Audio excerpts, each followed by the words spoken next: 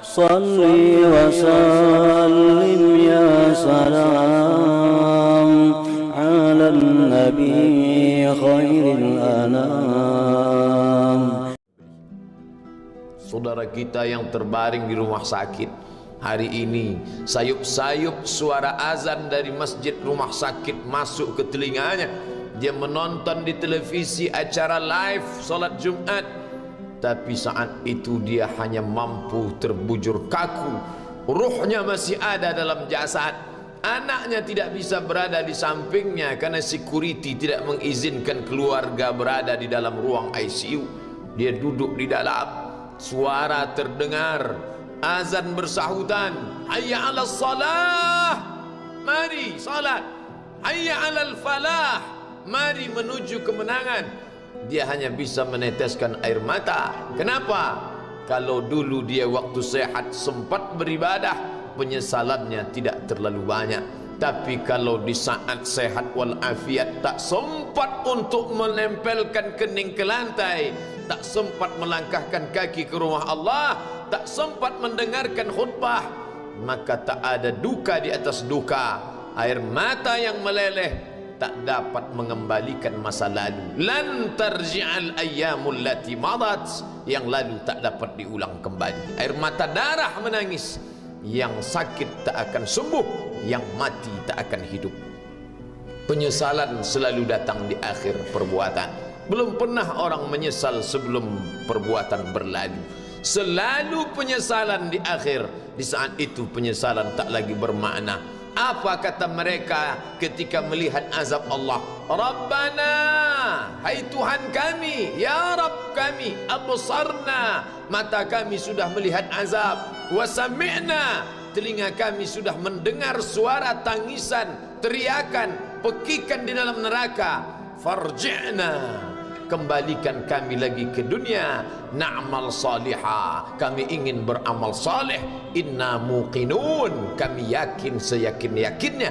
Tapi saat itu penyesalan tak lagi bermakna, karena dunia tak mungkin utuh semula, karena sudah menjadi sunnatullah yang lampau tak akan kembali. Idza sama'un fatarat, langit terbelah, wa idzal kawakibun tasarat, planet-planet bertabrakan, wa idzal biharu fujirat, lautan diledakkan, diletupkan, wa idzal quburu bu'asirat, semua yang dikubur dibangkitkan. Alimat nafsum ma qaddamat wa akharat, disitulah orang baru sadar apa yang dulu pernah aku lakukan.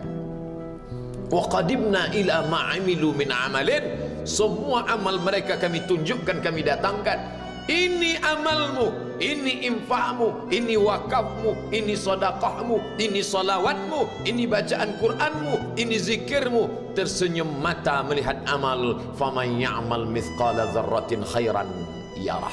Tapi jangan lupa, apakah yang dosa-dosa itu dilupakan begitu saja?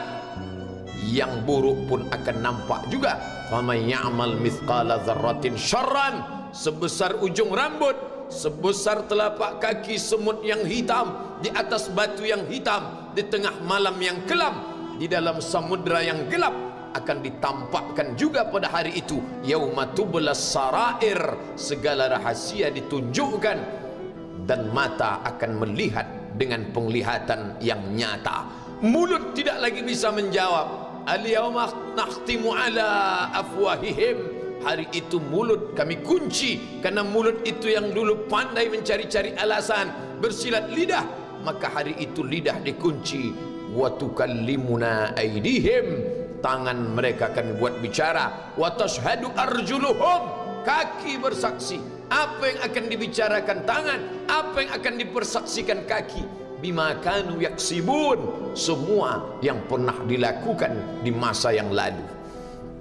Berapa atasanmu sanggup memberi gaji sehingga begitu enteng kau tinggalkan solatmu?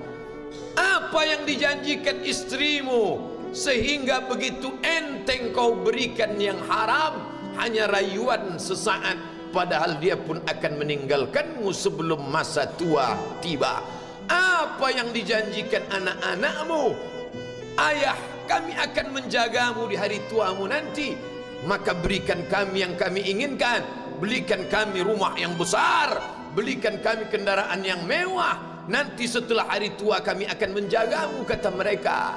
Tapi setelah kita tua, dosa-dosa begitu banyak terkumpul, mereka pun meninggalkan kita di panti jompo yang penuh dengan kesunyian, hening, sepi. Suara cucu tak terdengar menangis, karena mereka pun malu mengakui kita sebagai orang tua. Suapkanlah yang haram ke mulut mereka, berikanlah yang batil ke dalam perut mereka.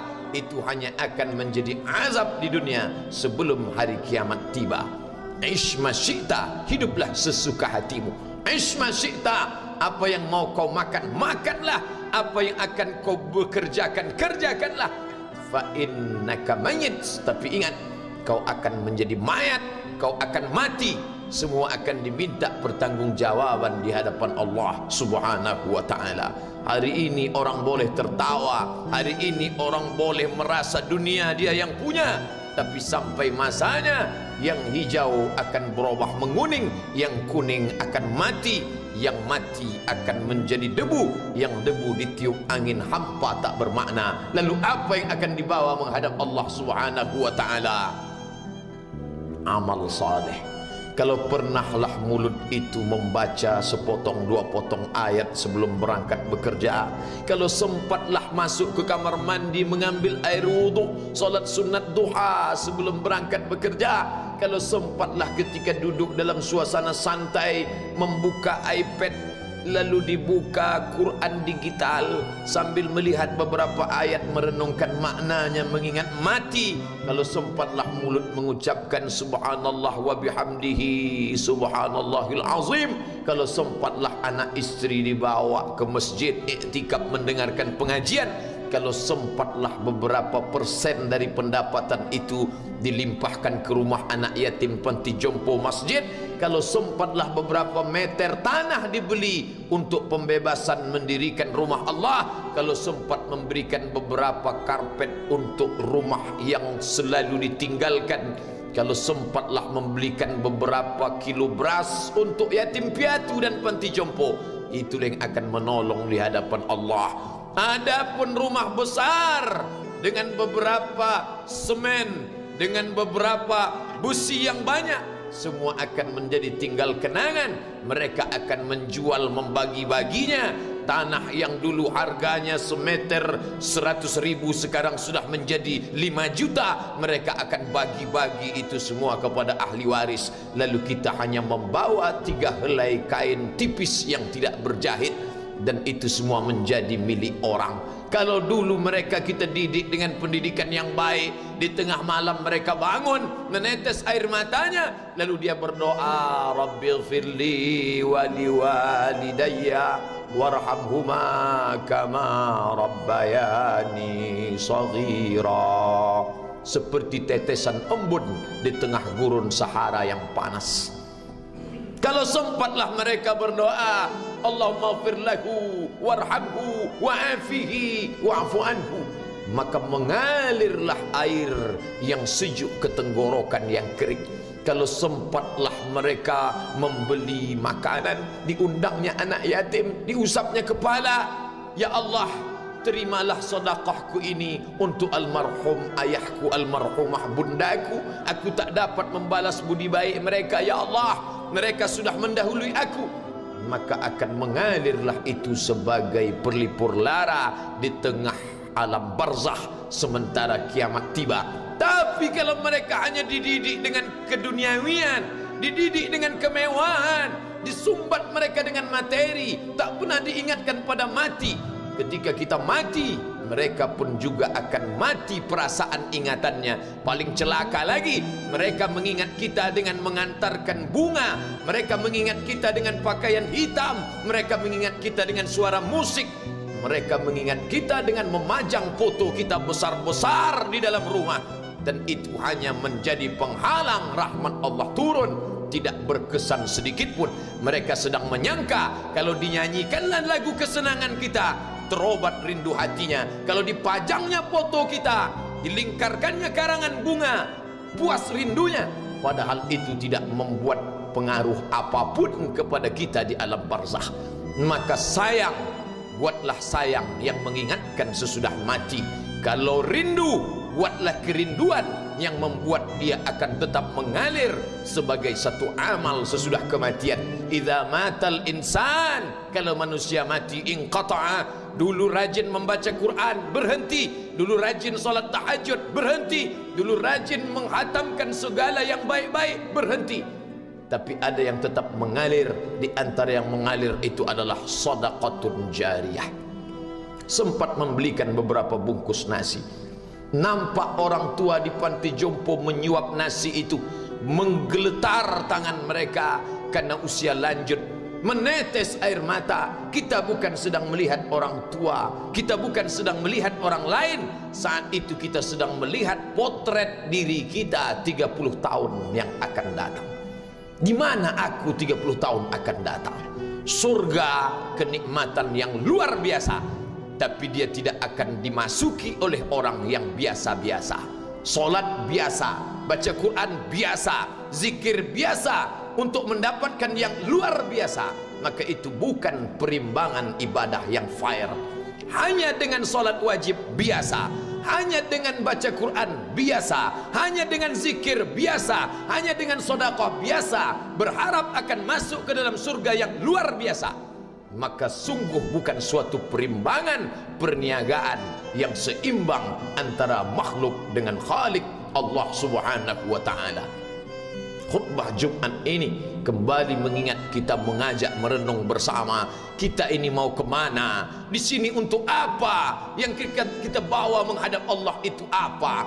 Apakah nama, jabatan, kebesaran, harta benda ikut menghadap Allah? Tidak. Dia akan tinggal menjadi puing-puing kenangan. Yang akan dibawa adalah amal saleh. Makanya kita selalu berdoa selesai wudu, Allahumma ja'alni minat tawabin waj'alni minal mutatahhirin.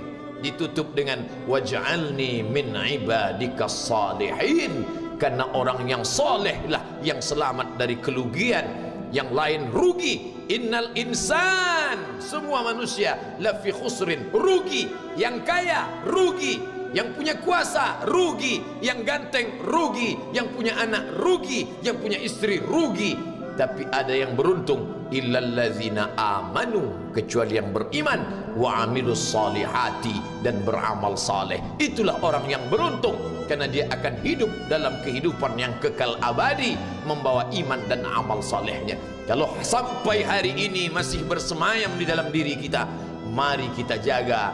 Dan kita berharap kepada Allah husnuzan, Allah menutup usia kita ini dengan husnul khatimah.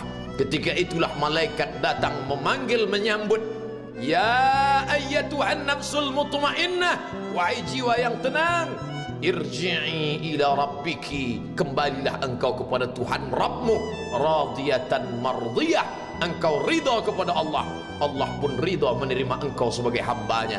Fadkhuli fi ibadi, masuklah engkau ke dalam golongan hambaku. Wadkhuli jannati, masuklah engkau ke dalam surgaku. Saat itu ruh keluar dari badan seperti tetesan air di hujung daun yang lembut menetes.